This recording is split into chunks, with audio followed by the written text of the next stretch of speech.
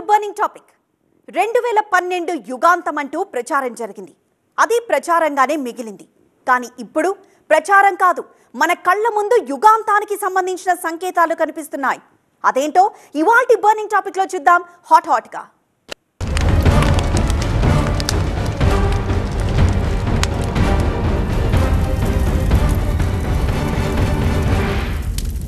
విశ్వంలో ఎన్నో గ్రహాలున్నా మనిషి బతకడానికున్నది మాత్రం ప్రస్తుతానికి భూమి ఒక్కటి. అలాంటి భూమిని మనం ఎన్ని రకాలుగా నాశనం చేయాలో అన్ని రకాలుగానూ చేస్తున్నాం. ప్రపంచ దేశాల్లో సహజ వనరుల వినియోగం అదుపు తప్పడంతో కాలగమనం కూడా అదుపు తప్పింది. పెరిగిన జనాభా అవసరాలతో పాటు అటవీ ప్రాంతం కోత, తీర వ్యవస్థల విధ్వంసంతో పర్యావరణ సమతౌల్యం దెబ్బతింటోంది. దాని ఫలితం ఇప్పుడు మనం చూస్తున్న విధ్వంసం. మిన్ను విరిగి మీద పడ్డట్లు వరుసపెట్టి క్లౌడ్ బర్స్ట్లు. ప్రళయం, మహాప్రళయం విజయవాడను బుడమేరు ముంచెత్తితే ఖమ్మంను మున్నేరు వాగు అతలాకుతలం చేసింది. చూసాం, ఏడ్చాం. ఇప్పటికీ ఆ బురదలో నుంచి బయటపడలేకపోతున్నాం.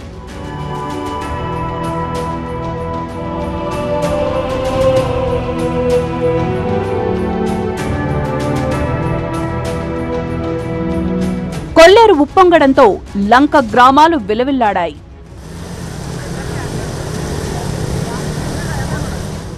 ఇప్పటికీ ప్రమాదం గుప్పెట్లో కొల్లేరు ప్రాంతం బిక్కుబిక్కుమంటోంది. మన కృష్ణమ్మ ఉగ్రరూపం చూస్తే ఒక్కసారి బ్రహ్మంగారి కాలజ్ఞానం గుర్తురాక మానునా?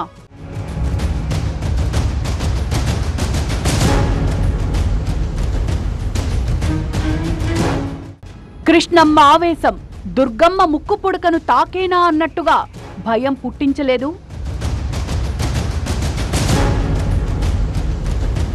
వేల ఎకరాలు నీట మునిగి రైతన్నను నట్టేటా ముంచెత్తింది కదా.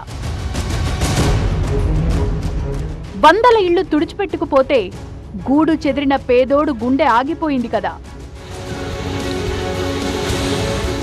అయిన వాళ్లు వరదల్లో కొట్టుకుపోతే బాధితుల ఆర్తనాదాలు ఇప్పటికీ మన చెవుల్లో మారుమోగుతూనే ఉన్నాయి కదా.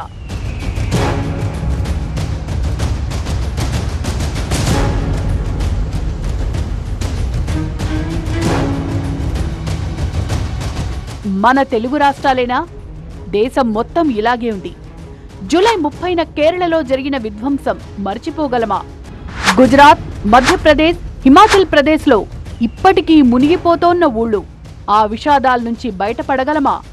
మన దేశంలోనే కాదు, ప్రపంచ దేశాల్లో వరద విలయానికి ఎన్నో ప్రాణాలు బలైపోయాయి. ఇళ్లు నేలమట్టమయ్యాయి. ఊళ్లకు ఊళ్లే తుడిచిపెట్టుకుపోయాయి. నిన్నటిదాకా ఇవి ప్రకృతి నిలయాలు. నేడు అవి ప్రకృతి ప్రకోపానికి ఆనవాళ్లయ్యాయి. ఎటు చూసినా శవాలే, ఎవరిని కదిపినా శోకాలే. ఏడాదంతా కురవాల్సిన వాన ఒకే రోజు, అది కూడా రికార్డు స్థాయిలో దంచికొట్టడంతోనే ఈ విధ్వంసం. ప్రస్తుతం వరదల్ని చూస్తే ఇళ్లు నదుల్లో ఉన్నాయా, నదులే ఇళ్ల మధ్య ఉన్నాయా అన్నట్లుగా ఉన్నాయి. జూలైలో కేరళలో మొదలైన జల విధ్వంసం ఇప్పటికీ దేశవ్యాప్తంగా కొనసాగుతూనే ఉంది. వందల మంది ప్రాణాలు గంగమ్మ బలి తీసుకుంది. వేలాది ఇళ్లు నేలమట్టమయ్యాయి. వరద ప్రభావిత ప్రాంతాలు శవాల దిబ్బలుగా మారాయి. ఇప్పటితో ఈ విధ్వంసం ఆగదు. ఇంకా అంతకు మించి మనల్ని ముంచెత్తేందుకు గంగమ్మ పరవళ్లు తొక్కుతూ రాబోతోందట. కలియుగంలో ఏ తరం చూడని ప్రకృతి విలయతాండవం చేయబోతోందట. కృష్ణమ్మ దుర్గమ్మ ముక్కు పుడకను తాకేందుకు ఎంతో సమయం లేదని, మున్ముందు ఇంతకు మించిన వరదలు మనల్ని ముంచెత్తబోతున్నాయన్న హెచ్చరికలు పర్యావరణ నిపుణుల నుంచి వస్తున్నాయి. మన దేశంలోనే కాదు, ప్రపంచం మొత్తం ఇప్పుడు ప్రమాదంలో ఉంది అన్నది ప్రపంచ పర్యావరణవేత్తల ఆందోళన. ఆ ముప్పు ఏ క్షణంలోనైనా మనల్ని ముంచేస్తుందన్న హెచ్చరికలతో ప్రపంచం ఇప్పుడు భయం గుప్పిట్లో బిక్కుబిక్కుమంటోంది. దీనికి కారణం ఎవరు?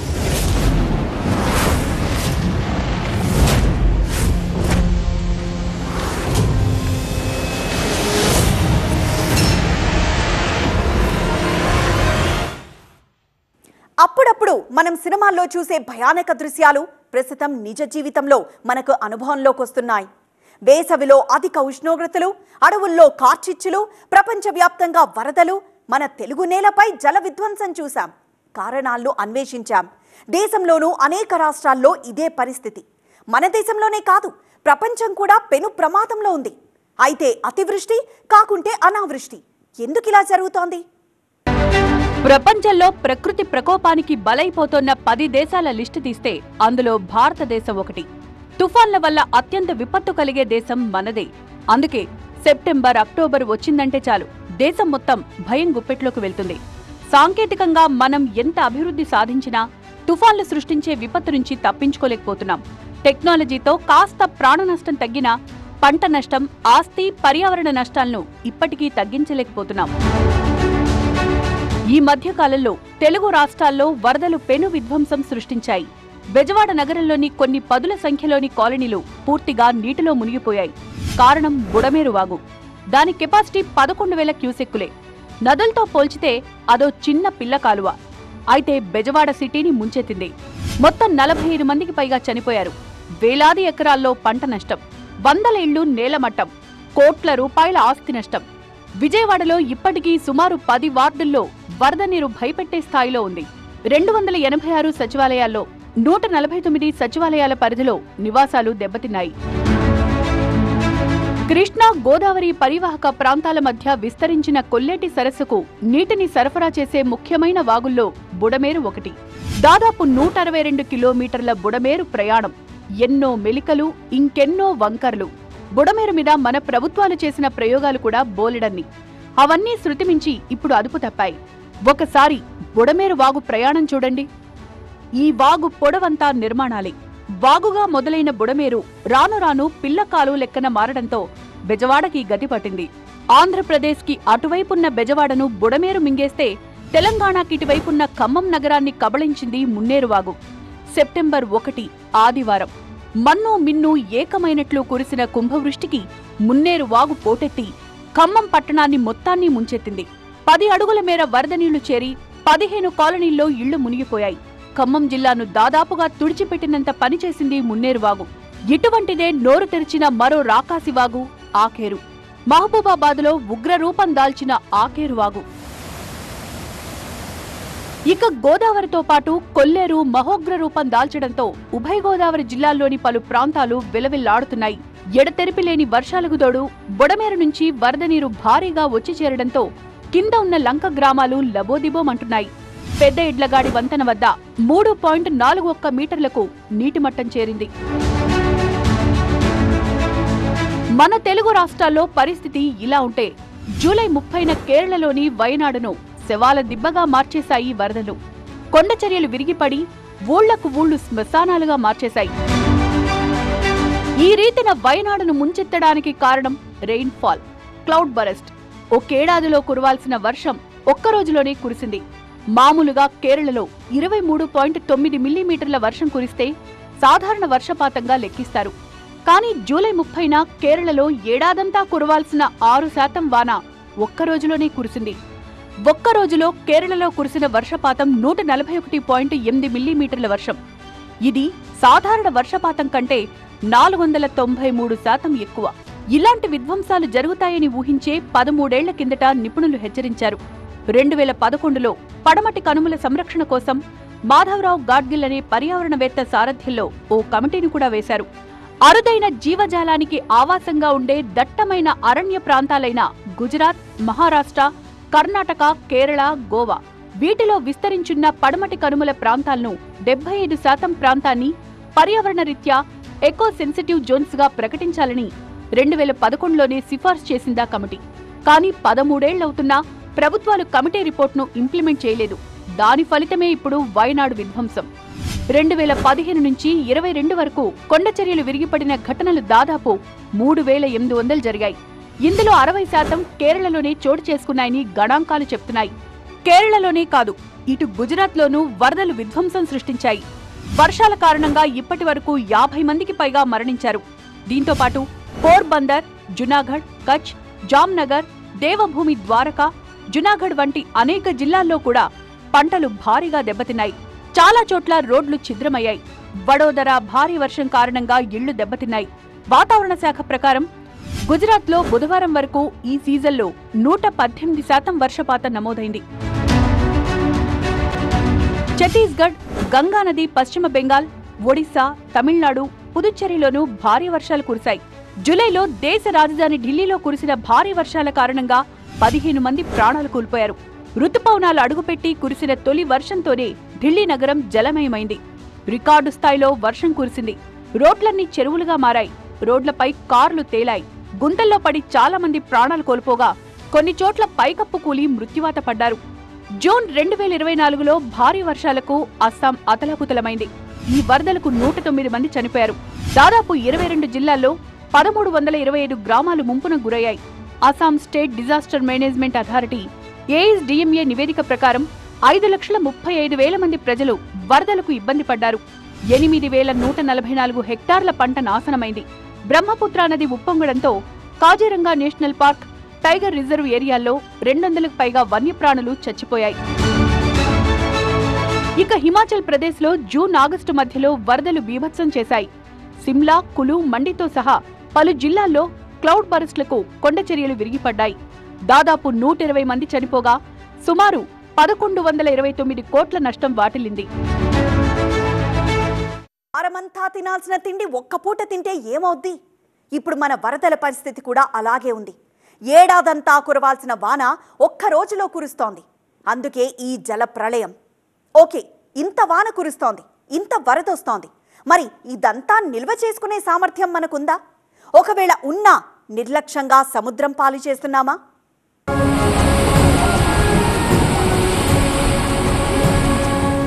మన వాతావరణ పరిస్థితులు చాలా విచిత్రం. అయితే అతివృష్టి, లేకుంటే అనావృష్టి. ఋతుపవనాల కోసం నిరీక్షించి నీరసించిపోయిన మనకు ఇప్పుడు కుంభవృష్టితో మునగాల్సిన పరిస్థితి వచ్చింది. గత వారం 10 రోజులుగా అసోం, మహారాష్ట్ర, ఉత్తరాఖండ్, హిమాచల్ ప్రదేశ్, కేరళతో పాటు మన తెలుగు రాష్ట్రాలు వర్ష బీభత్సానికి అతలాకుతలమయ్యాయి.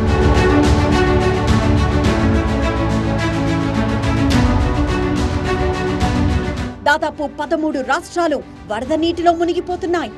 ఇంత జరిగినా వరద నీటిని మళ్లించి పదిలపరుచుకునే విధానాలు దేశంలో లేకపోవడం పెద్ద లోపం. కుంభవృష్టితో రిజర్వార్లలో నీరు ప్రమాద స్థాయి దాటిపోతూ ఉండడంతో గేట్లు బార్లా తెరిచి వరద నీటిని బయటికి పంపాల్సి వస్తోంది. ఆ నీరంతా వృధాగా సముద్రం పాలవుతుందే తప్ప నిల్వ చేసుకోలేకపోతున్నాం.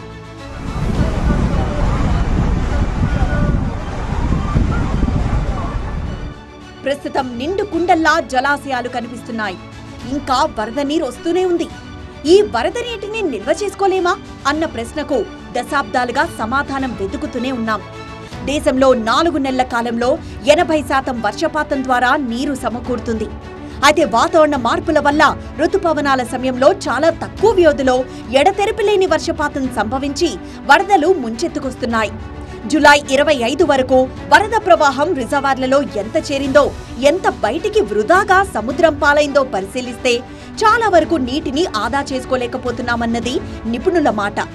ఉదాహరణకు గోదావరిలో ప్రాణహిత, ఇంద్రావతి, శబరి, సీలేరు నుంచి భారీగా ప్రవాహం రావడంతో ధవళేశ్వరం నుంచి దాదాపు 13,23,000 క్యూసెక్ల నీటిని సముద్రంలోకి విడిచిపెట్టాల్సి వస్తోంది. ఆ పడిన వర్షాన్ని ఇముడ్చుకునే శక్తి, సామర్థ్యము ఉండే నీటి వనరులు ఉండేవి.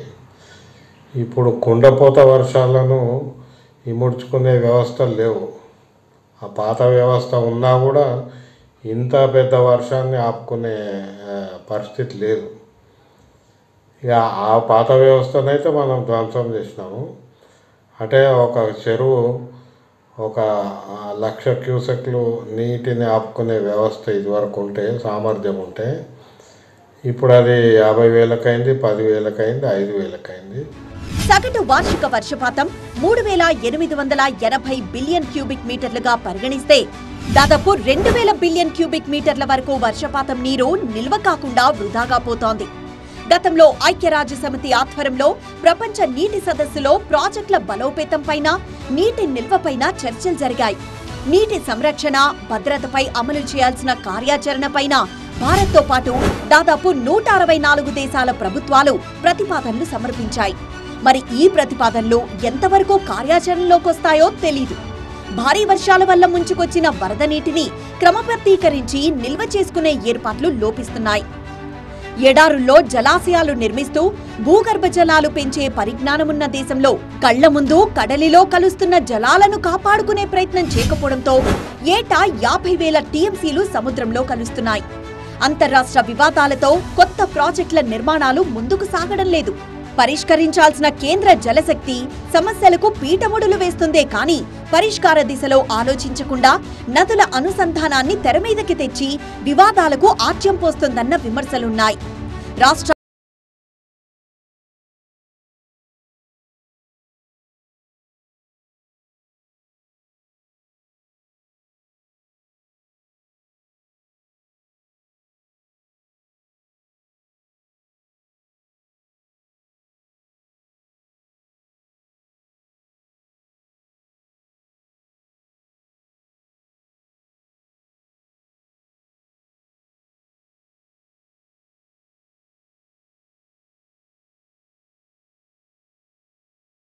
నీటి పంపకాల అంశంలో వివాదాలు అపరిష్కృతంగానే మిగిలాయి.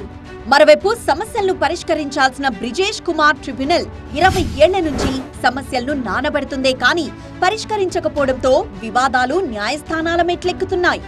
ప్రతి ఏటా సముద్రంలో కలిసే వరద జలాల్లో ఆవిరి కాగా మిగిలిన 75,000 టీఎంసీలు వినియోగించుకునే అవకాశాలున్నా నీటి నిల్వ సామర్థ్యం లేకపోవడంతో దేశవ్యాప్తంగా కేవలం 20 నుంచి 21,000 టీఎంసీల నీటిని వ్యవసాయ తాగునీటికి వినియోగిస్తున్నారు. మిగతా 50,000 టీఎంసీ నీరు సముద్రం పాలవుతోంది. అయితే ఇతర దేశాల్లో ఇలాంటి సమస్యలు తలెత్తకుండా పకడ్బందీ ప్రణాళికలు అక్కడి ప్రభుత్వాలు అమలు చేస్తున్నాయి. ఇటు అరేబియా సముద్రంలో కానీ ఇటు బే ఆఫ్ బెంగాల్లో కానీ లో ప్రెజర్స్ కానీ డిప్రెషన్స్ కానీ ఏర్పడడానికి అనుకూలమైన పరిస్థితుల్లో ఈ 4 నెలల్లో ఎక్కువగా కనిపిస్తుంటాయి. అవేనా ఈ ఋతుపవనాల వల్ల అందుచేత ఎక్కువగా వర్షపాతం మనకి more than 70% of the entire అంటే యాన్యువల్ రెయిన్ఫాల్ యొక్క యావరేజ్ తీసుకుంటే దాంట్లో 70% ఈ సీజన్లోనే ఈ 4 నెలల్లోనే కనిపిస్తుంది. మిగతా నెలల్లో చాలా తక్కువగా ఉంటుంది. అమెరికా కొలరాడో హూవర్డ్ డ్యామ్ కెపాసిటీ 1243 టీఎంసీలు. రష్యా బ్జక్రూ డ్యామ్ కెపాసిటీ 6.968 టీఎంసీలు. చైనా త్రీగారైన్ డ్యామ్ కెపాసిటీ 1400 టీఎంసీలు. కెనడా జాన్సన్ డ్యామ్ కెపాసిటీ 4.944 టీఎంసీలు. ఇదే కాదు, మనకంటే పేద దేశాలైన జింబాబ్వే, ఘనా లాంటి దేశాలు కూడా వరద నీటిని ఒడిసి పట్టడంలో మనకంటే ముందున్నాయి. ఇలా సముద్రం నీటికి అడ్డుకట్టలు వేస్తూ ప్రాజెక్టులు నిర్మిస్తుంటే మన దేశంలో ఈ మేరకు ప్రయత్నాలు కూడా జరగకపోవడంతో భారీ ప్రాజెక్టుల నిర్మాణాలు జరగడం లేదు.